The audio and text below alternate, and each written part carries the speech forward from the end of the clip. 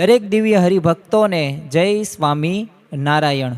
આપણને સૌ કોઈને એક પ્રશ્ન થશે કે ખરેખર શું પ્રાર્થના કરવાથી આપણા પ્રશ્નોનું સમાધાન થાય છે અને પ્રાર્થના કેવી રીતે કરવી જોઈએ।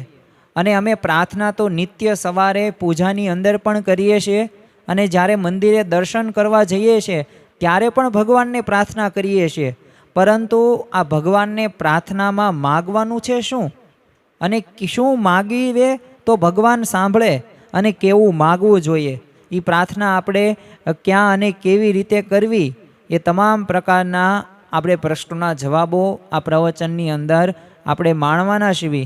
તો પ્રવચનની શરૂઆત કરીએ। હે નાથ મુજને મતિ શુદ્ધ દેજો, હૈયે સદા સેવક ભાવ રહેજો। છો શબ્દો મારા પણ આપ આવીને કહેજો, રાજી થઈ અક્ષર ભાવ દેજો, રાજી થઈ અક્ષર ભાવ દેજો। શ્રી સ્વામિનારાયણ ભગવાનની જય।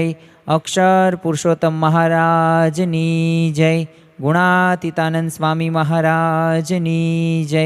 પ્રમુખ સ્વામી મહારાજની જય। પ્રગટ ગુરુ હરિ મહંત સ્વામી મહારાજની જય। સુરત અક્ષરધામ મહોત્સવની જય। દરેક દિવ્ય હરિભક્તોને જય સ્વામી નારાયણ। આજના પ્રવચનનો મુખ્ય વિષય પ્રેયર, પ્રાર્થના। ખરેખર તો પ્રમુખ સ્વામી મહારાજ એ દરેક બાળકો અને દરેક યુવકોને જ્યારે પણ પ્રશ્નો આવે ત્યારે પ્રમુખ સ્વામી મહારાજ એક સૂત્ર આપતા કે પ્રાર્થના વત્તા પુરુષાર્થ બરાબર સફળતા। તમે ગમે તેટલી મહેનત કરો, પરંતુ જો ભગવાનને સાથે રાખીને મહેનત ન કરો ને તો એ કાર્યની અંદર તમને સફળતા પ્રાપ્ત થતી નથી। અને ખરેખર દરેક વ્યક્તિને સફળ થવું છે। આજે કોઈક નાનો બાળક હોય કે પછી યુવક હોય કે આગળ જતાં તે પોતે 40 કે 45 કે 50 વર્ષનો હોય તો એ દરેકને સફળ થવું છે। આજે તમે વૃદ્ધને પૂછો ને તો એને પણ સફળ થવું છે કોઈને કોઈ ક્ષેત્રની અંદર। તો દરેક વ્યક્તિને એ બાલ્યાવસ્થાથી લઈને વૃદ્ધાવસ્થા સુધીના દરેક એજ ઉંમરના વ્યક્તિઓને સફળ થવું છે, પરંતુ સફળ થવા માટે આપણે જો પ્રાર્થના રૂપી આપણી પાસે અમોઘ શસ્ત્ર નહીં હોય ને તો આપણે લડી શકીશું નહીં, આપણે સફળ નહીં થઈ શકીએ। તો આપણા જીવનની અંદર ડગલે ને પગલે કંઈક પરિસ્થિતિ સારી કે નરસી બનવાની છે। તો આ દરેક પરિસ્થિતિની અંદર આપણે આ પ્રાર્થના રૂપી એ શસ્ત્ર આપણી પાસે રાખવાનું છે। આમ તો લોકની અંદર આપણે જોયું હશે અને આપણો પણ અનુભવ હશે કે આપણે ભગવાનને પ્રાર્થના પણ ક્યારે કરીએ છીએ કે જ્યારે એ પરિસ્થિતિ આપણા ધાર્યા બહારની થાય, અથવા તો દુઃખના પ્રસંગો હોય, ઘટનાઓ એવી બની હોય, વિપરીત પરિસ્થિતિની અંદર આપણે ભગવાનને યાદ કરીએ છીએ, પરંતુ સારી પરિસ્થિતિની અંદર આપણે ભગવાનને યાદ કરી શકતા નથી। એક આ જીવની અવળાઈ કહેવાય।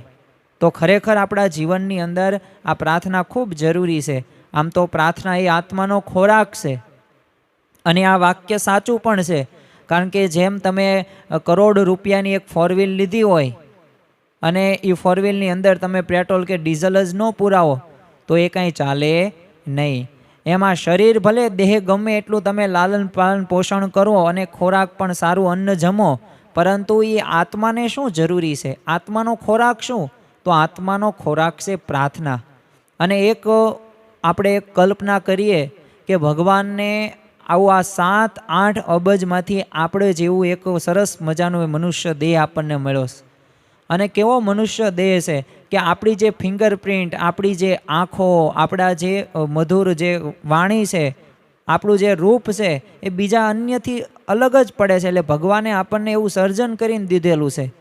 અને તમે વિચાર કરો 2019ની અંદર એ COVID-19 આવ્યો ત્યારે ઓક્સિજનની કેટલી જરૂર પડી, ત્યારે લોકો ઘણા બધા એનાથી મૃત્યુ પણ પામ્યા। તો આ તો ભગવાને આપણને મફતની અંદર ઓક્સિજન, આ સૂર્યપ્રકાશ, આ પાણી, આ બધું આપણને ફ્રીમાં આપ્યું છે, તો આપણે ભગવાનનો આભાર માનવો પડે।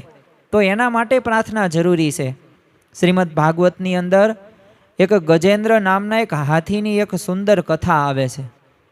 હવે આ ગજેન્દ્ર તો પોતાની જે પ્રિય પટરાણીઓ હતી એ બધી હાથણીઓ લઈને છે ને એક વિશાળ સરોવરની અંદર સ્નાન કરવા માટેનું આયોજન કરે છે. અને આ ગજેન્દ્ર નામનો હાથી પણ હોય છે અને સાથે સાથે એની બધી જે પ્રિય પટરાણીઓ હાથણીઓ હોય છે એ પણ સાથે સાથે જાય છે. પરંતુ આ સરોવરની અંદર એક મગર હતો. હવે ઊંડા જળની અંદર તો સ્નાન કરતો હતો આ ગજેન્દ્ર, એટલે એ હાથીનો એણે છે ને પગ પકડી લીધો. એટલે આ બંને વચ્ચે મગર અને હાથી વચ્ચે યુદ્ધ જામ્યું. હવે હાથી તો ખૂબ બળવાન છે, અને જો આના ઉપરથી આપણને ખ્યાલ આવે કે તમે ગમે એટલા બળવાન હોય પરંતુ એક વખત ફસાઈ જાઓ ને પછી એમાંથી બહાર આવવા માટેના પ્રયત્નો તમે લાખ કરો ને તો પણ તમે એમાંથી નીકળી ન શકો. આ હાથીએ તો પોતાનું બધુંય જોર અજમાવી જોયું, પરંતુ છતાં પણ એ મગરથી છૂટ્યો નહીં. એટલે નિસહાય થઈ ગયો હવે તો. અને અંતે એ હાથીએ ભગવાનને એ હૃદયપૂર્વક પ્રાર્થના કરી અને આમ કમળ હતું ને એ ભગવાનના ચરણોની અંદર અર્પણ કર્યું. અને જો હૃદયપૂર્વક પ્રાર્થના કરીને એટલે ભગવાને એનો પોકાર સાંભળ્યો અને એ જ ક્ષણે ભગવાન પ્રગટ થયા અને સુદર્શન ચક્રથી એ મગરનું મસ્તક છેદીને હાથીની રક્ષા કરી. તો જો એમાં પ્રાર્થના રહ્યું ને એ અમોઘ શાસ્ત્ર છે, અને આ શસ્ત્ર દ્વારા તમે ગમે તેવી પરિસ્થિતિને થાળે પાડી શકો. ગજેન્દ્ર મોક્ષ આવી તો ઘણી બધી કથાઓ આપણા સત્શાસ્ત્રોની અંદર જોવા મળે છે. તમે વેદો જોવો, ઉપનિષદો જોવો, આરણ્યકો જોવો કે પુરાણો જોવો, મહાભારત જોવો, રામાયણ જોવો કે પછી શ્રીમદ ભાગવત જોવો, આ દરેક શાસ્ત્રોની અંદર આપણને આ પ્રાર્થના રૂપી અમૃત આપવામાં આવેલું છે. અને એનો સૂર એક જ છે કે પ્રાર્થના રૂને એક અમોઘ શક્તિ છે. અને આ શક્તિનો ઉપયોગ જે કોઈ પ્રાણી માત્ર કરશે, મનુષ્ય પ્રાણી બધાય સર્વે જીવો, તો એનો ઉદ્ધાર ભગવાન કરશે. અને જો આ પ્રાર્થના રહ્યો ને એક ભગવાન સાથે એક જોડવાનો એક અત્યંત સરળ અને ટૂંકો રસ્તો છે. જો સવારની અંદર જ તે આપણે નિત્ય પૂજા કરતા હોઈએ તો જો આપણે પ્રાર્થના રૂપી ભગવાન છે આપણી પ્રાર્થના બધી સાંભળે છે. મહાભારતકાર પણ લખે છે કે આ પ્રાર્થનાથી આત્મામાં છે ને કે અનંત શક્તિઓનો સંચાર થાય છે. તમે જુઓ કે આપણા ઇતિહાસની અંદર ઘણા બધા એવા અમર પાત્રો થઈ ગયા. એમાં બાળ ભક્તો પણ નામ આપણને ખ્યાલ છે કે એ આરુણી હોય કે ઉપમન્યુ હોય, પ્રહલાદ હોય, નચિકેતા હોય કે ધ્રુવ હોય. તો આ ધ્રુવની આપણે વાત કરીએ તો 5 વર્ષના આ ધ્રુવજી હતા. હવે કેવું વિકરાળ જંગલ હતું, પણ એને શું હતું, મારે ભગવાનને પ્રાપ્ત કરવા છે. એટલે પોતે તપ શરૂ કરે છે તો એમના શુદ્ધ હૃદયથી પ્રાર્થના રહ્યું ને એ જો એમનું તપ હતું. અને ભગવાને ધ્રુવજીની પ્રાર્થના સાંભળી પણ ખરી અને પ્રગટ પણ થયા.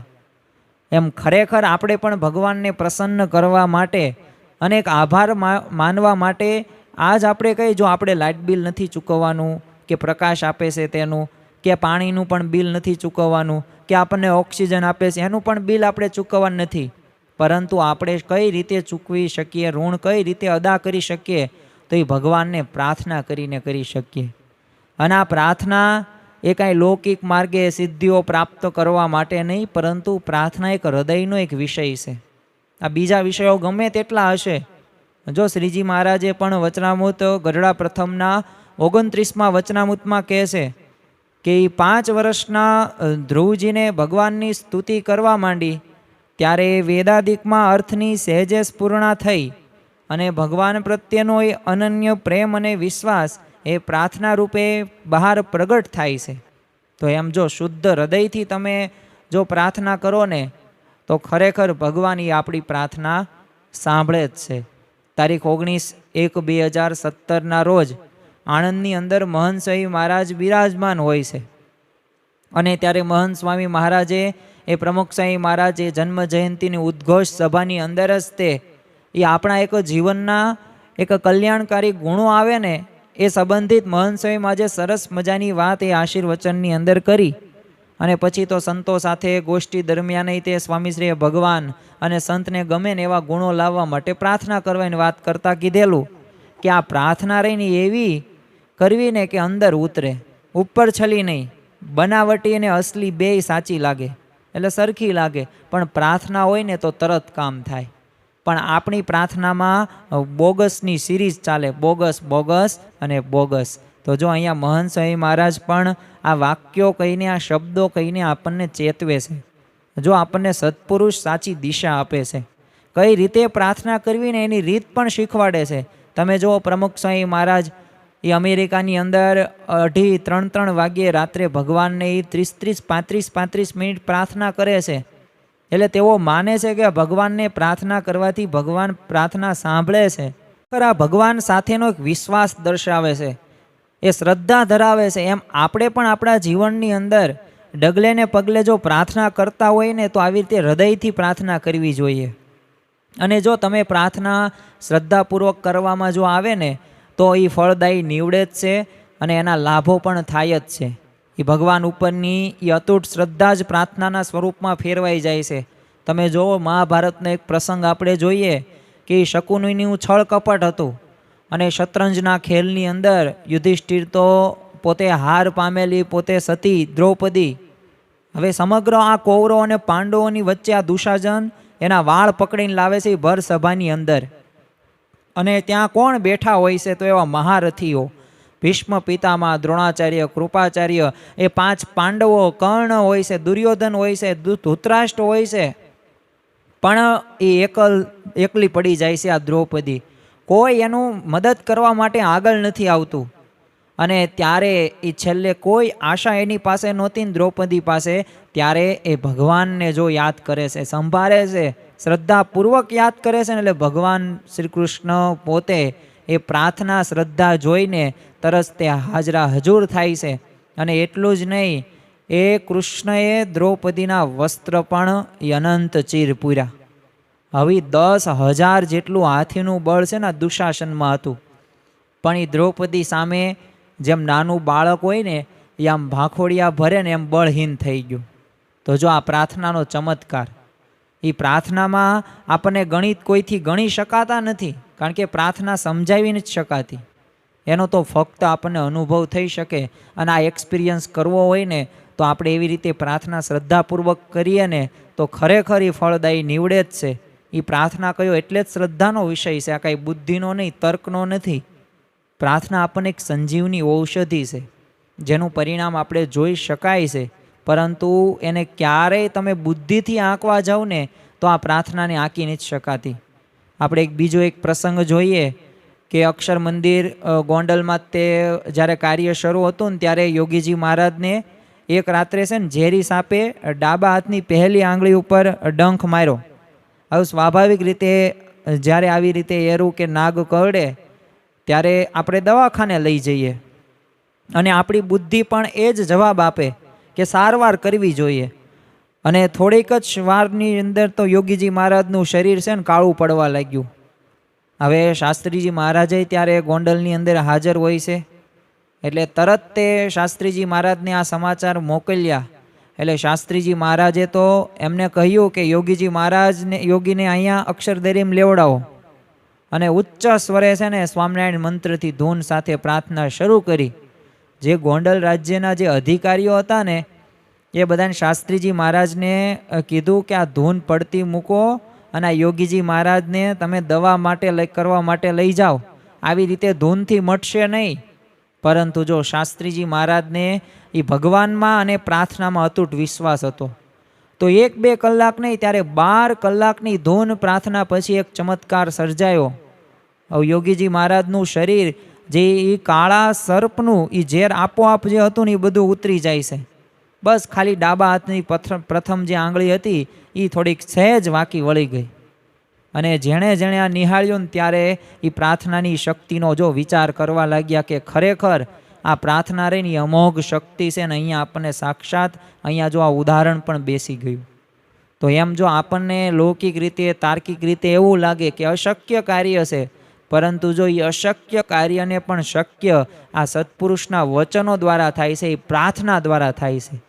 એમ આપણા જીવનની અંદર પણ ઘણી વખત આવી પરિસ્થિતિઓ બનવાની છે, પાર્ટ્સ ઓફ લાઈફ. અને તમે નપાસ થાવ, તમે પાસ થાવ, સક્સેસફુલ સફળ પણ જાઓ, નિષ્ફળ પણ જાઓ, સુખ પણ આવે, દુઃખ પણ આવે. આ સંસારની એક રચના છે. પરંતુ આમાં જો તમારી પાસે પ્રાર્થના રૂપી શસ્ત્ર હોય ને, તો વાંધો આવતો નથી. એમ આપણા જીવનની અંદર જેમ શાસ્ત્રીજી મહારાજની ભગવાન અને પ્રાર્થનામાં એટલો વિશ્વાસ હતો, તો જો યોગીજી મહારાજને એ કાળા જે નાગ હતો ને એનું ઝેર પણ ઉતરી ગયું. પ્રાર્થના એક આ સમગ્ર એક મનુષ્ય જાતિને એક ભગવાને આપેલું મહામોંઘું વરદાન છે.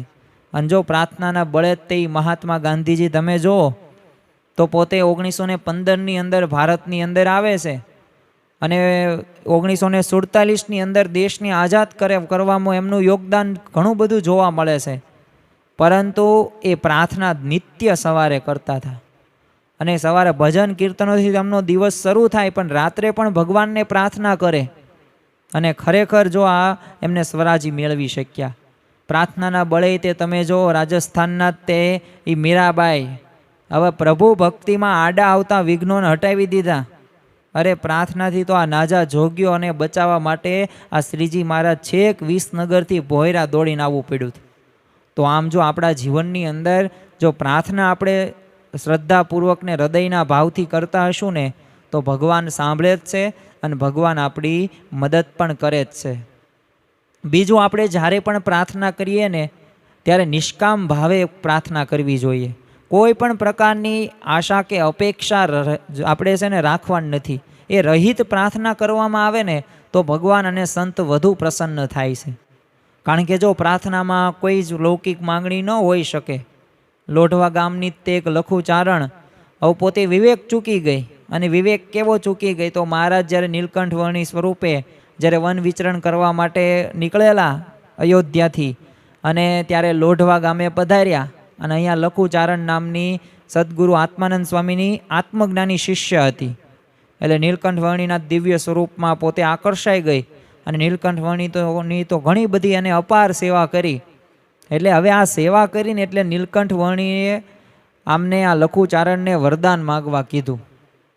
એટલે ત્યારે તત્વજ્ઞાનની જ્ઞાતા લખુચારણે પ્રાર્થના કરી, પરંતુ પ્રાર્થનાની અંદર શું માગ્યું? તો નાશવંત વસ્તુ માગ્યું અને કીધું કે તમે જો એટલા બધા પ્રસન્ન થયા હોય ને તો મારો દીકરો વીરો અને આ 60 ભેંસો રહીને એ અમર રહે એટલું મને આપો. હવે આવી તુચ્છ પ્રાર્થના સાંભળીને આ નીલકંઠ વર્ણી પોતે કરુણાસભર દ્રષ્ટિથી હસવા લાગ્યા છે અને હસીને શું કહે છે કે 3 વખત એને સમજાવી કે આ મૃત્યુ લોક છે, અહીંયા કોઈ અમર રહ્યું નથી અને રહેશે પણ નહીં. પણ છતાં ઓલી લખુચારણને તો હઠ હતી. એટલે એ જોઈને તો વર્ણીએ કીધું કે તમને સમજાતું નથી તો પણ જો તમે મારી સેવા કરી છે ને તો મારું અક્ષરધામ તમને આપીશ. અને નીલકંઠ વર્ણી ત્યાંથી ચાલી નિસરે છે. તો એમ જો આપણા જીવનની અંદર રીતે જ્યારે આપણે પ્રાર્થના કરીએ ને ભગવાન આગળ કે સંત આગળ, ત્યારે આ લોકની બાબતો વસ્તુઓ નથી માગવાની. એ આપણે ભગવાનમાં કઈ રીતે જોડાણ થાય, કઈ રીતે આપણું આત્યંતિક કલ્યાણ થાય ને એવું જ આપણે ભગવાન આગળ માગવાનું છે. અને આ પ્રાર્થના એ તે ભગવાન અને સંતની બસ એ પ્રસન્નતાને અર્થે જ કરવાની છે. ભગવાન સ્વામિનારાયણ પણ તમે જો વચનામૃત ગઢડા અંત્યના 39માં એ પ્રાર્થનાની રીત શીખવતા કહે છે કે મોટા મોટા ભગવાન ભક્ત તેમણે પણ ભગવાન પાસે એમ માગ્યું છે કે અહમ મમત્વરૂપી માયા થકી રક્ષા કરજો અને તમારે વિશે દ્રઢ પ્રીતિ થજો અને માયાને તર્યો હોય ને તમારે વિશે પ્રીતિવાળો હોય એવા જે સાધુ તેને સંગ થજો અને સાધુને વિશે હેતને મમત્વ થજો. તો જો આ ભગવાને એક પ્રાર્થનાની એક રીત શીખવતા કીધું છે. તો આપણે પણ આવા મોટા મોટા જે ભગવાન આપણને કહે છે ને એવા ભક્તનો એ ભગવાન પાસે આપણે રહી શકીએ, એ માયા થકી આપણે રક્ષા થઈ શકે ને એવું જ આપણે માગવું જોઈએ. કારણ કે અનેક કષ્ટો પડવા છતાંય તમે જુઓ બાળ ભક્ત એક પ્રહલાદજી એને ભગવાનને એ પ્રાર્થના એમને નહોતી છોડી. કારણ કે એનો જ તે જે પિતા હતો હિરણ્યકશ્યપુ, તો હિરણ્યકશ્યપુ કે હું જ ભગવાન છું, તું મારું નામ સ્મરણ કર. આ ભગવાનનું નામ સ્મરણ તું આજે કરે છે એ ભગવાન જ નથી. એટલે આવી રીતે ઘણા બધા પ્રહલાદને પોતે હેરાન કરવાનો, મારી નાખવાના પ્રયત્નો કરે છે.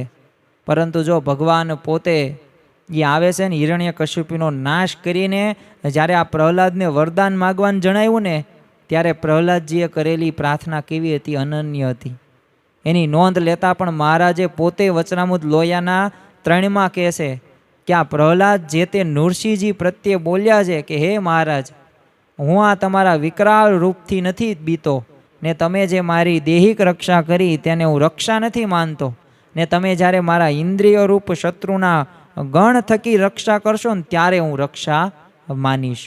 તો જો દેહિક રીતે તો પ્રહલાદજીની પોતે સ્થિતિ રહીને એ અલૌકિક હતી, કારણ કે દેહ માનતા જ નહોતા, ઇન્દ્રિયો થકી રક્ષા કરે ને તો રક્ષા માનતા હતા.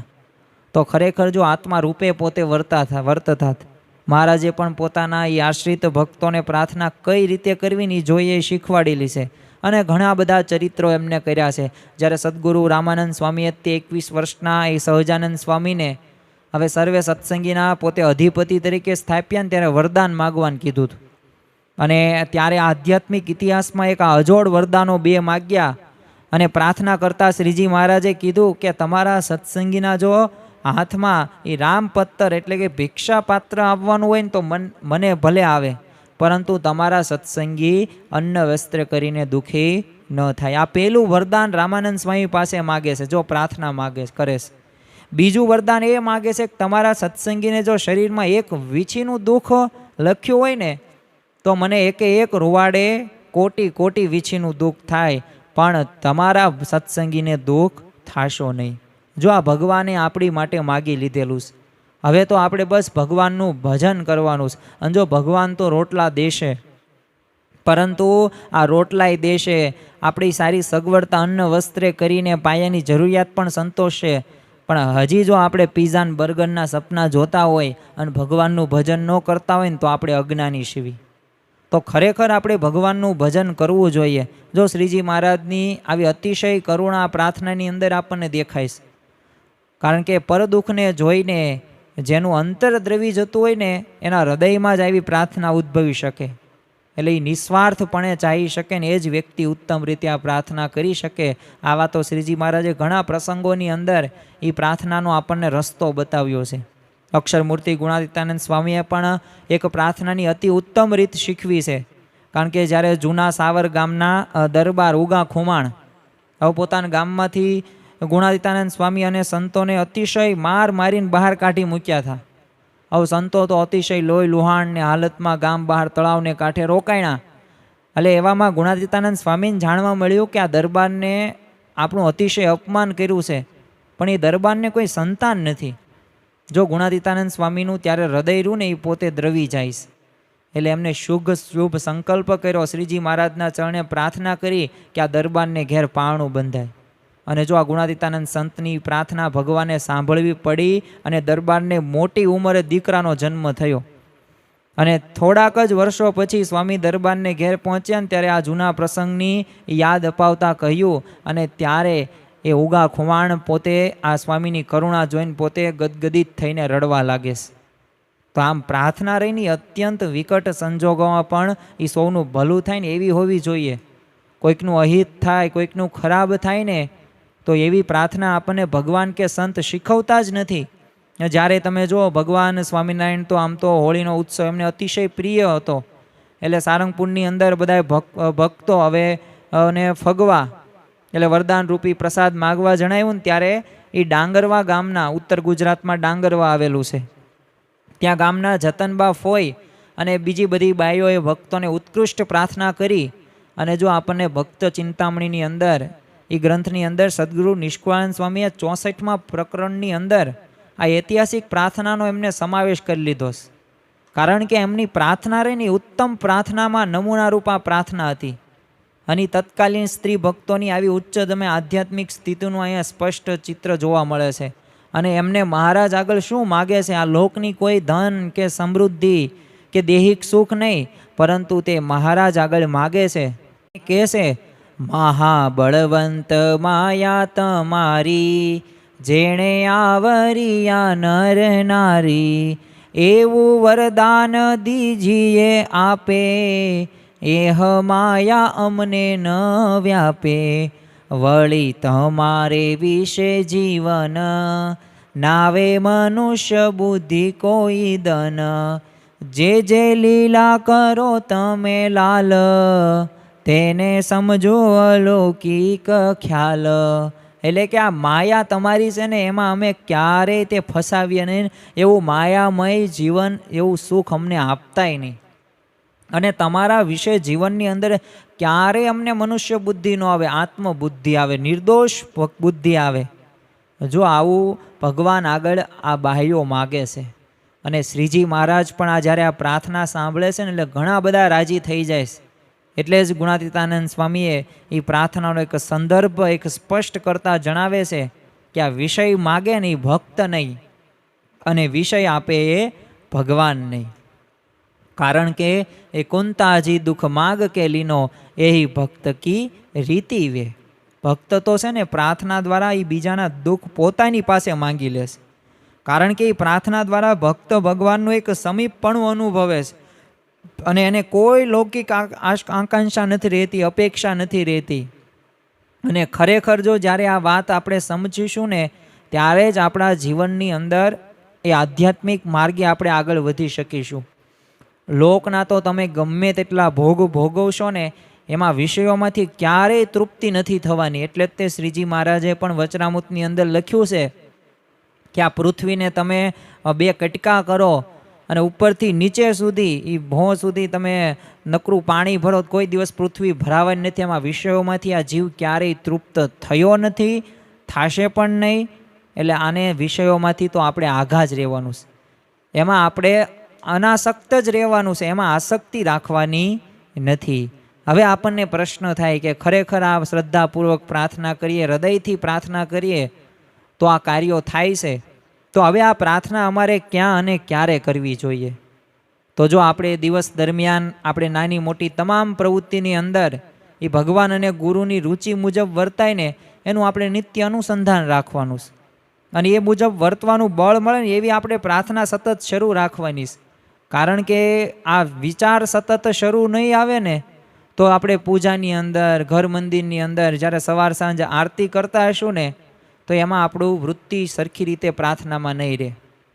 અને જ્યારે પૂજા કરતા હોય, નિત્ય પૂજા કરતા હોય કે પછી મંદિરે દર્શન કરતા હોય, એ મૂર્તિ સમક્ષ આપણે પ્રાર્થના સતત શરૂ રાખવી. અને તો જ તે ભગવાન આપણી પ્રાર્થના સાંભળશે અને એ પ્રમાણે સારું પણ થશે. ગુણાતીતાનંદ સ્વામીએ પણ પોતાની વાતોની અંદર લખ્યું છે કે મૂંઝવણ આવે તો શું કરવું? તો મૂંઝવણ આવે તો સ્વામિનારાયણ સ્વામિનારાયણ સ્વામિનારાયણ સ્વામિનારાયણ ભજન કરવું, એટલે મૂંઝવણ ટળી જશે. હવે આ સ્વામિનારાયણ સ્વામિનારાયણ એટલે શું? ભજન કરવું એટલે શું? પ્રાર્થના, ભગવાનને યાદ કરવા. અને પ્રાર્થના કરવા માટે કોઈ સમય કે સ્થળનું કાંઈ બંધન નથી. એવું નથી કે આપણે ભગવાનના મંદિર આગળ જ તે આપણે બેસવી, ટાંકા આગળ બેસીએ તો જ તે ભગવાનને પ્રાર્થના થઈ. શ્રીજી મહારાજ તો કહેતા કે મુશ્કેલી આવે ને તો આ લીલા એ ખડને દંડવટ કરીને ભગવાનની સ્તુતિ કરજો, એમાં રહીને હું તમારી રક્ષા કરીશ. જોજો આ ભગવાને આપણને આવા વચનો આપ્યા છે, તો એ પ્રમાણે હવે આપણે કરવાનું છે. અને ભગવાનની મૂર્તિ જો સમક્ષ અને પૂજામાં ભગવાન મારી સન્મુખ સાક્ષાત વિરાજમાન છે, જો એવો ભાવ લાવીને પ્રાર્થના કરીએ ને, તો ખરેખર આપણું રૂપાંતર થાય જ છે ને પરિવર્તન થાય જ છે. પરંતુ આપણે શું માનીએ છીએ કે મહંત સ્વામી મહારાજના પ્રત્યક્ષ દર્શન કરીએ ને તો જ તે આપણને લાગે ખરેખર આમાં ભગવાન રહેલા છે. પછી આપણે જ્યારે ફોનની અંદર ગુરુ હરિ દર્શન કરતા હોય કે સામે ભગવાન પ્રાર્થના આપણે પૂજાની અંદર ફોટો હોય તો એમાં આપણે માનતા જ નથી. પણ જો શ્રીજી મહારાજના વચનો આપણે યાદ રાખીએ કે અષ્ટ જે પ્રકારે ભગવાન રહેલા છે એ મૂર્તિઓની અંદર હોય, કાષ્ટની હોય, કાચની હોય, ફોટાની અંદર હોય, એ આરસની હોય, પથ્થરની, ગમે એ કયો, 8 પ્રકારે. અને 9માં એવા સંતમાં ભગવાન વિરાજમાન હોય છે, હોય છે ને હોય છે. આ શ્રીજી મહારાજના વચનો છે. તો જો આપણને એ સાક્ષાત ભગવાન આપણી સામે જ છે, જો આ વિચાર દ્રઢ હોય, તમે વિચાર કરો, તમે ઓટલે બેઠા હોય અને આમ ભગવાન સાક્ષાત વિરાજમાન થાય ત્યાં, અને તમારી પાસે જ ઓટલા પાસે બેહે તો તમને કેવું ગમે? તમે ત્યારે ગાળું બોલવાનું મન થાય, ખરાબ વિચારો તમને આવે, સારી ક્રિયા કરવાનું જ મન થાય. તમે લાખ કામ પડતા મૂકીને એ ક્રિયા કરો. કેમ? તમને પ્રતીતિ સામે દેખાય છે, તો બસ એ જેમ તમને પ્રત્યક્ષ રીતે તમે દેખાય છે ને તમારી પાસે બેઠા છે એવું નથી હોતું. આ ભગવાન તો કેવો શ્રદ્ધાનો વિષય છે, અહીંયા તર્ક ચાલતી નથી. અને આપણે આ હિન્દુ ધર્મની અંદર આ જ આપણી પરંપરા છે એ ભગવાન ખરેખર આ દરેક મૂર્તિની અંદર, આપણા ફોટાની અંદર, બધામાં ભગવાન વિરાજમાન છે. અને હું જે પ્રાર્થના કરું છું એ ભગવાન મારી પ્રાર્થના સાંભળે છે. કારણ કે શ્રીજી મહારાજનું ઐશ્વર્ય તમે જુઓ, ગુણાતીતાનંદ સ્વામીનું ઐશ્વર્ય જુઓ, એક હાથની અંદર એક ટીપું પડ્યું હોય ને એમાં બધું એ બ્રહ્માંડનું જાણે છે. તો શું આપણું નહીં જાણતા હોય? કારણ કે ભગવાન તો કેવા છે, તન કી જાણે મન કી જાણે, જાણે ચિત્ત કી ચોરી. ભગવાન આગળ તમે કાંઈ છુપાઈ ન શકો. અને પ્રાર્થનામાં હવે આપણે શું માગવાનું છે, માગતા પણ આવડવું ખૂબ જરૂરી છે. તમે ભગવાન પ્રગટ થાય ને તમે એમ કહો કે મને તો ધન મળી જાય, પૈસા મળી જાય, સત્તા મળી જાય, આવડત મળી જાય, તો એ ક્ષણિક રહેશે, લાંબા સમય સુધી એ ટકશે નહીં. પણ ભગવાન આગળ શું પહેલું જ માગવાનું છે કે અમને એટલે કે જીવનો સત્સંગ થજો. અને સત્સંગની અંદર ક્યારેય અમે પડી ન જઈએ એનું તમે જાણ પણ અમારામાં રખાવજો. ક્યારેય કોઈ દિવસ એવી બુદ્ધિ ન આવે, કુબુદ્ધિ ન આવે કે જેથી અમે સત્સંગમાંથી પડી જઈએ. બીજું આપણે કહેવાનું, કુસંગ થકી મારી રક્ષા કરજો. જો કુસંગના પણ 3 પ્રકારો છે, એ બહારનો કુસંગ હોય, સત્સંગનો કુસંગ હોય, અંતરનો કુસંગ હોય. તો આ 3 પ્રકારના કુસંગ થકી અમારી ભગવાન તમે રક્ષા કરજો. ત્રીજું આપણે ભગવાનને પ્રાર્થના નિત્ય કરવાની છે કે ગુરુની આજ્ઞા, તમારી આજ્ઞા અમે પાળી શકીએ. અને આ ખરેખર આ જ ગુરુમાં એક સાચી પ્રીતિનું લક્ષણ છે કે એમની આજ્ઞા પાળવા રૂપી કરીએ ને તો જ એમાં બધું સાચી પ્રીતિ આવી જાય અને ભગવાન એમાં પ્રસન્ન પણ થઈ જાય. કારણ કે જો ભગવાનની આજ્ઞા પ્રમાણે તમે જીવો ને તો ભગવાનને સંત રાજી રાજીને રાજી. અને એમાં ભગવાને જ કીધું છે ને કે મારા વચનને વિશે, મારી આજ્ઞામાં તમે રહેશો નિયમ ધર્મની અંદર, તો જેવો મને આનંદ છે ને એવો આનંદ તમને પ્રાપ્ત થશે. અને આપણી ગુણાતીત ગુરુ પરંપરાને પણ નિયમ ધર્મ તો અતિશય વધારે ગમે છે. તો આ નિયમ ધર્મમાં અમે પાળી શકીએ, શિર સાટે અમે સત્સંગ સાચવી શકીએ એવું અમને બળ બુદ્ધિ આપજો. ચોથી આપણે પ્રાર્થના એ પણ કરી શકીએ કે આ પ્રાર્થનામાં એક લૌકિક પ્રશ્નો કે માંગણી ક્યારેય કરવાની નહીં. કારણ કે જો લૌકિક કે સાંસારિક કષ્ટ તો આવી પડે ને એ અસહ્ય પણ બને, પણ ત્યારે અચૂક આપણે ભગવાન આગળ પ્રાર્થના કેવી કરવાની કે આ પ્રાર્થના કરતી વેળાએ તમામ પ્રશ્નોની આપણે રજૂઆત કરીને એ મુજબ આપણે માગવાનું કે વિશેષ અમારું હિત કેવી રીતે થાય. કારણ કે હે મહારાજ, હે સ્વામી, મેં મારી મુશ્કેલીને પ્રશ્નો તો આપણા ચરણોની અંદર ધર્યા છે, પણ એનું નિવારણ તમે આપની ઈચ્છા હોય ને એવી રીતે કરજો. કારણ કે મારા જીવનું રૂડું આપની મરજી મુજબ વર્તવામાં જ છે. એટલે જે દુઃખે હું સુખ્યો થાઉં ને એ દુઃખ આપજો તમતા, એ હસતા મુખે આપણે સ્વીકારી લેવું જોઈએ. જો આ પ્રાર્થનાની રીત છે અને સાચું આને માગ્યું કહેવાય. બીજું આપણે નિર્વિકલ્પ ઉત્તમ અતિ નિશ્ચય તવ ઘનશ્યામ, આપણે જ્યારે આ બોલીએ છીએ તો આ સંધ્યા પ્રાર્થનાની સિદ્ધિ આવા સત્પુરુષના ચરણે આપણને થતી જોવા મળે છે. કારણ કે અક્ષરરૂપ થવું ને પુરુષોત્તમની ભક્તિ કરવી એ જ આ પ્રાર્થનાનું એક ચરણ બિંદુ છે. લોહિયાના 7મા વચનામૃતની અંદર જ કીધું છે મહારાજે કે બ્રહ્મરૂપ જે થયા છે ને એને જ તે એ પરબ્રહ્મ ભગવાન પુરુષોત્તમની ભક્તિ કરવાનો અધિકાર છે. તો આપણે બ્રહ્મરૂપ થઈએ, અક્ષરરૂપ થઈએ, એટલે જ તે જો આપણને આશ્રય દીક્ષા મંત્ર આપ્યો છે કે અક્ષરમ અહમ પુરુષોત્તમ દાસોસ્મી. આ દીક્ષા મંત્ર આપણને શા માટે આપવામાં કે અક્ષર એવો હું પુરુષોત્તમનો દાસ છું. તો આવી રીતે આપણે નિત્ય આ પ્રાર્થનાની અંદર આ વાક્યને આપણે વણી લેવું જોઈએ. તારીખ 25/6/2017 મહંત સ્વામી મહારાજ છે ને એટલાન્ટાની અંદર વિરાજમાન હતા.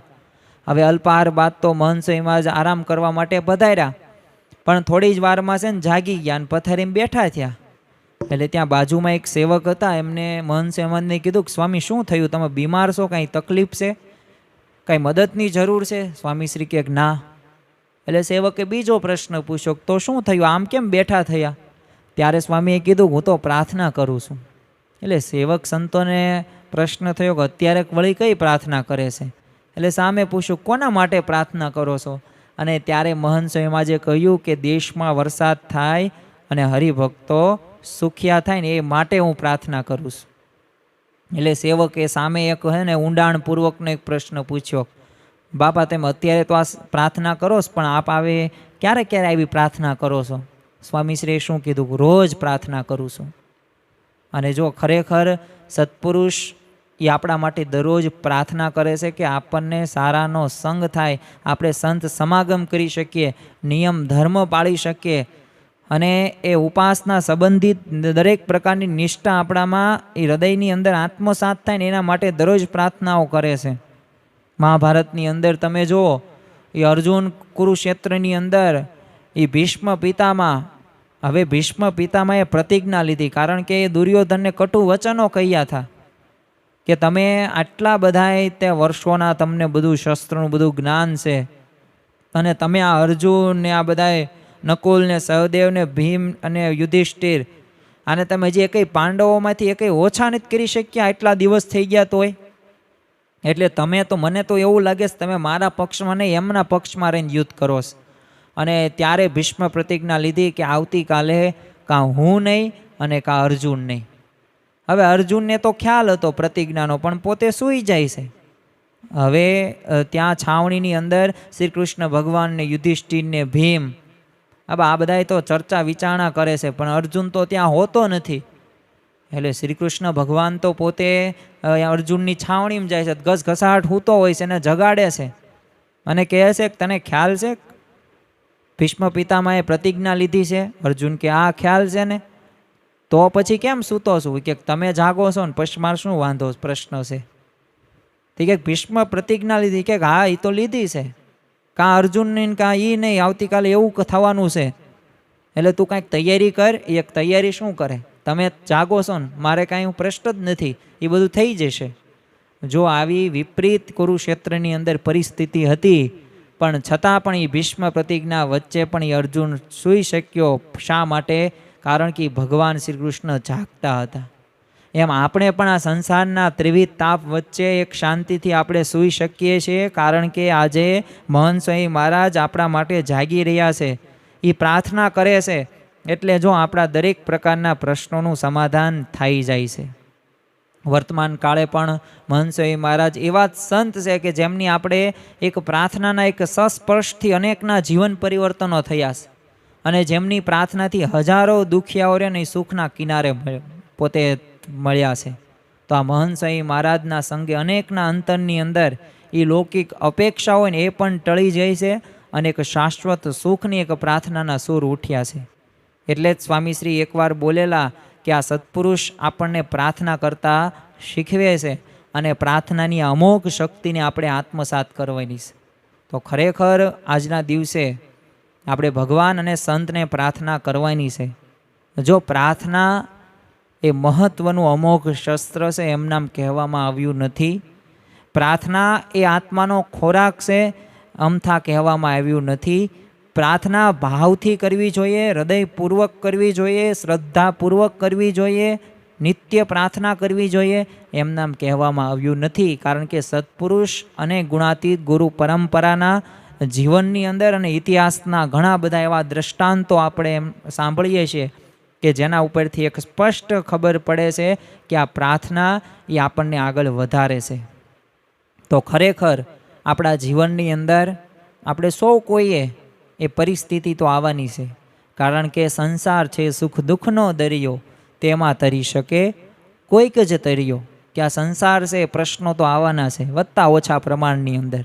એ ભગવાન રામ હોય કે પછી એ ભગવાન શ્રી કૃષ્ણ હોય કે પ્રહલાદ હોય કે ધ્રુવ હોય કે નચિકેતા હોય કે આરુણી હોય કે ઉપમન્યુ હોય કે સત્યકામ જાબાલી હોય કે નરસિંહ મહેતા હોય કે મીરાબાઈ હોય કે જલારામ બાપા હોય, એ દરેકના જીવનની અંદર પ્રશ્નો આવ્યા છે, પરિસ્થિતિ આવી છે. એ શાસ્ત્રીજી મહારાજ હોય, ભગતજી મહારાજ હોય કે ગુણાતીતાનંદ સ્વામી હોય કે પ્રમુખ સ્વામી મહારાજ હોય કે અત્યારે વર્તમાન કાળે મહંત સ્વામી મહારાજ હોય, તો દરેક સત્પુરુષ અને સંતોના જીવનોની અંદર એ મહાન ભક્તોના આપણે ચરિત્રો જ્યારે સાંભળીએ ને ત્યારે પ્રશ્નો આવ્યા છે, પરંતુ આ પ્રશ્નોની અંદર સ્થિર રહી શક્યા છે. અને સ્થિર કઈ કક્ષા સુધી રહી શક્યા છે, તો આપણે ઘણા બધા પ્રસંગો સાંભળ્યા. તો ખરેખર આપણા જીવનની અંદર તે આપણે તો એક સામાન્ય એવા જીવ છીએ, અને આપણે તો હજી આધ્યાત્મિક માર્ગની અંદર હમણે આમ કહેવાય ને કે પગલી જ ભરી છે. હજી તો આપણે દોડવાનું બાકી છે, હજી તો આપણે મોટું થવાનું બાકી છે. હજી તો એવા પ્રશ્નો આવ્યા નથી કે એ પ્રશ્નોમાંથી આપણે બહાર નીકળી શકીએ. તો આ દરેક પ્રશ્નોમાંથી બહાર આવવા માટે એ આપણી પાસે એક શસ્ત્ર છે. આ શસ્ત્રનો આપણે ઉપયોગ કરીએ, કારણ કે અમોઘ શસ્ત્ર છે. જેમ શ્રી કૃષ્ણ ભગવાને દ્રૌપદીની રક્ષા કરી એ નરસિંહ મહેતાના દરેક પ્રશ્નોનું, એ કુંવરબાઈનું મામેરું હોય કે શામળશાનો વિવાહ હોય કે હુંડી સ્વીકારવાની વાત હોય, એ દરેક પ્રશ્નનું સમાધાન ભગવાને કર્યું છે. એ મીરાબાઈએ ઝેરનો પ્યાલો પણ પ્રસાદ જાણીને પી ગયા, પરંતુ એ પ્રાર્થનાના બળે શક્ય બન્યું છે. તો આવું જ તે બળ આપણા જીવનની અંદર આપણે આત્મસાત કરવાનું છે. અને વ્યવસ્થિત રીતે પ્રાર્થના કરીએ, શ્રદ્ધાપૂર્વક કરીએ, હૃદયપૂર્વક કરીએ અને નિષ્કામ ભાવે આપણે પ્રાર્થના કરી શકીએ. એ જ આજના દિવસે મહારાજ સ્વામીના ચરણોમાં પ્રાર્થના. શ્રી સ્વામિનારાયણ ભગવાનની જય.